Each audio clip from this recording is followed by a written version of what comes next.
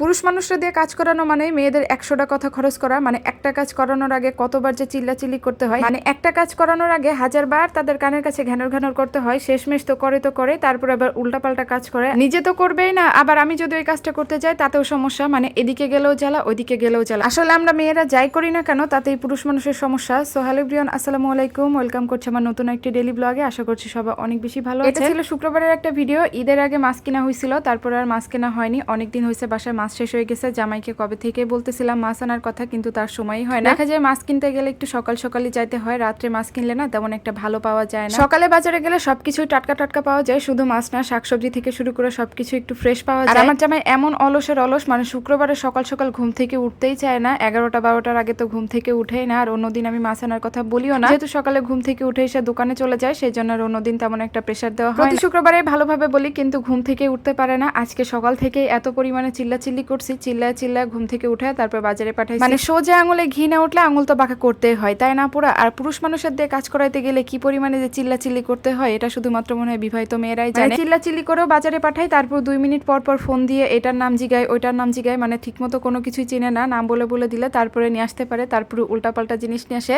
তো যাই হোক, সকালে মাছগুলো গুছিয়ে রেখে তারপর রুটি বানাইছিলাম, আলু ভাজি করছিলাম, সেগুলো দিয়ে নাস্তা করে নিছি। এখন এই তো দুপুরে রান্না বান্না করবো। ভাবছিলাম টাটকা টাটকা মাছ রান্না করবো, কিন্তু যেহেতু শুক্রবার ছিল, শুক্রবারে তো মাংস ছাড়া চলেই না। আর মাছ রান্না করলে যেহেতু কেউ খাবেও না, আমারই সবটা খাইতে হবে। এক চুলায় মাংস বসিয়েছি, আর এক চুলায় এতে একটা সবজি রান্না করে নিব। যেহেতু চিংড়ি মাছ নিয়ে আসছিল ছোট ছোট, এই চিংড়ি মাছ দিয়ে যে কোনো ভাজি খেতে না অনেক বেশি ভালো লাগে।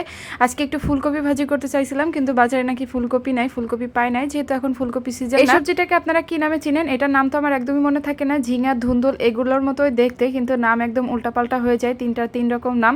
তো যাই হোক, এদিকে মাংসটা খুব ভালো করে কষিয়ে নেওয়ার পরে এখন এই তো ডালগুলো দিয়ে দিলাম। অনেকদিন পরে এইভাবে রান্না করতেছি, আর এইভাবে কিন্তু আমি বিয়ের আগে কখনো খাইনি, মানে বিয়ের পরে এসে এইভাবে রান্নাটা শিখছি। আসলে বিয়ের আগে তেমন কোনো কিছুই পারতাম না, রান্নাও তেমন একটা পারতাম না, অনেক কিছুই রান্না পারতাম না। এখন বিয়ের পরে এসে অনেক কিছু শিখছি। এখন আসলে জীবনে তো শেখার কোনো শেষ নেই, যত সময় যাচ্ছে ততই নতুন নতুন কিছু শিখতে পারতেছি, নতুন নতুন অভিজ্ঞতাও হচ্ছে। যাই হোক, দুপুরে রান্না বান্না শেষ, এখন এই তো সালাদটাও কেটে নিব।